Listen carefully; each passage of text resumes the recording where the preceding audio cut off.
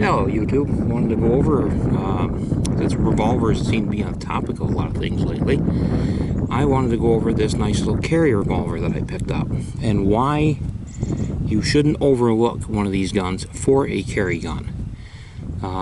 You've seen people have kind of this poo-pooed revolvers over the last, I'd say the last decade or so, and there's no reason to. Revolvers like this one are a good, solid carry gun. And you don't have to spend a lot of money. I mean, if this gun looks like it's really dirty, it's just because it's dusty. It is an older gun. This is a Smith Wesson Model 36 in 38 Special. And this gun was made around 75, 76, according to serial number. Now, these guns have been built since 1950. They're one of the mainstays of Smith & Wesson. I prefer, again, the older guns, and the problem is too many people think that these older guns are worth a small fortune. Now, I bought this gun not all that long ago, and I paid $300 for it. Actually, a little less than $300. That's it. You know, that's the same price you're going to pay for an LCP, for a, I'm not sure exactly what the latest version of the LCRs is. I think the Charter Arms guns are a little more expensive than that. There's nothing wrong with buying a used revolver like this. There's nothing wrong with them.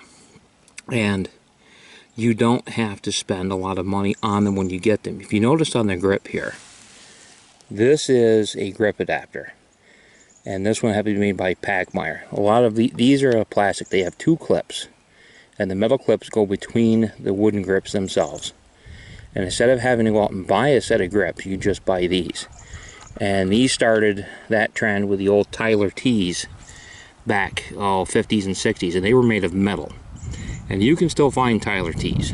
They're very expensive if you do. But these Packmeyers tend to be, they do the same thing, and I got these on eBay, a little more than $20 shipped. And I had to modify them a little bit because they prefer a square butt J-frame, which you don't see all that much. But because they're older, and all I had to do was just Dremel the edge off a little bit and round it because it stuck out a little bit at the bottom because the square butts had a longer butt on them. Other than that, they fit great, and they really swell up the hand grip, so that gives a much more positive grip to them. And there's a couple of ways you can cheat, and I'll show you a picture of this gun with another trick. It's an old school trick. It's cheap, it works, where you just simply wrap the grip with rubber bands.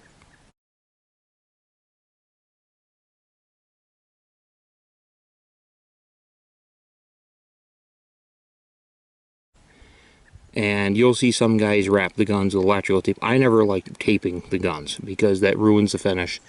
I've seen a lot of guns where you'll see them where they're taped up for a better grip. They use anything from electrical tape. I've seen duct tape. The worst is like hockey tape because that is really abrasive and it's very hard to get off. And it usually almost always takes the finish with it. And rubber bands were an old school adaptation. I used to see a lot of old police guns that had rubber, you could see what was left of rubber bands on them from years and years ago. And that was an old school cop trick for many years. But you don't need to put a lot of money in these guns. As far as ammo goes, 38 Special has been denigrated for years as being not a great man stopper or not a good defensive round. Mostly because of the old 158 grain semi-wad cutters. You can get all sorts of 38 Special. You don't even need plus P. Plus P will work, it is better. In these older guns, though, it tends to be a little snappy, and it will help them wear out a little faster unless the gun is rated for plus P. Smith & Wesson, it's always a tough question. There's been that for years. Are the guns rated for plus P? I'm not going to say that they are because unless it says it, but it used to be old school thinking that they'll take anything. I don't trust it like that. But I always used to go to the option of a heavier bullet. And I've done that before. One of my favorite rounds, this is a trail round. This isn't necessarily what I would recommend for personal defense all the time. But my old trail round was the old 170 grain wad cutters, semi-wad cutters, the old Elmer Keith. These were a great, solid, flat bullet that cut a wonderful wound channel. They were always notorious for it. And somewhere I have, I don't have them loaded right now, but I have old Lineman 200 grain round nose 38 special bullets.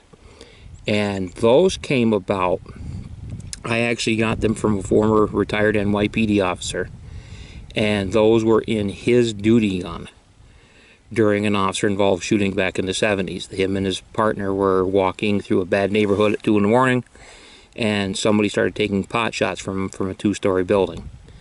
And he returned fire and hit the guy one time with one of those 200 grain bullets, and that was the end of the story. And they're a heavy, flat, fat bullet that in 38 special, I've shot them, and they are a bruiser. They're just a great heavy round out of the 38 special. 170 grain bullets are no slouch.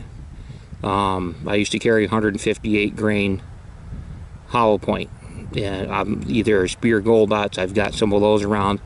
I even have some old Hydra Shock, not Federal Hydra Shock, but Hydra Shock ammo before Federal bought them out. And those are 125 grain, and they're another great bullet.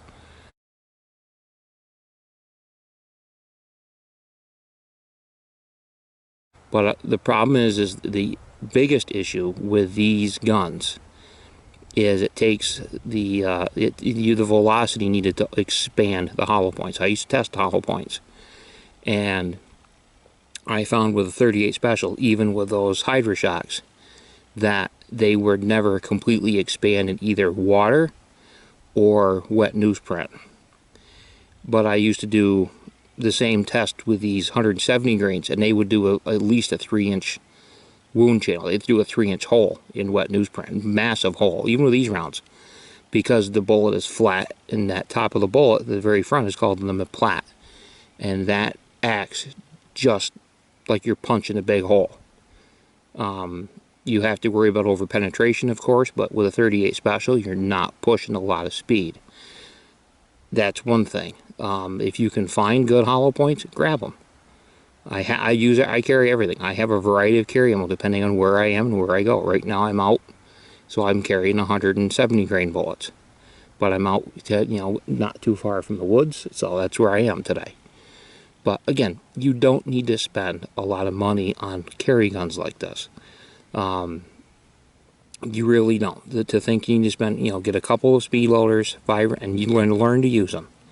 Practice and learn to use the speed loaders. They're not as easy as you think they are to use. They do take practice. But don't overlook these little revolvers. Don't overlook these little carry guns.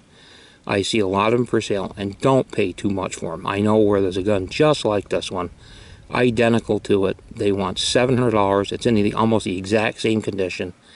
And I asked them why so much. Well, because it's an older Smith Wesson, and they're better quality. Yes, they are, but they're not gold. These guns here, anywhere from $300 to $500, unless they're the earlier flat latch models, and the early Chief specials like this tend to be worth a bit more.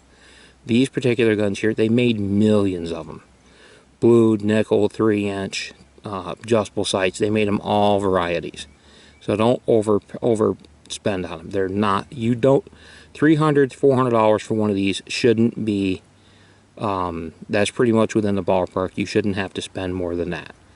So with that being said, YouTube, like I said, this is a nice cheap carry gun. You don't have to worry about it. Just clean it every so often. Take it to the range, shoot it. I like shooting these little snub 38s. They're a joy to shoot. They really are. They just have everything going for them. That being said, YouTube, have a good day.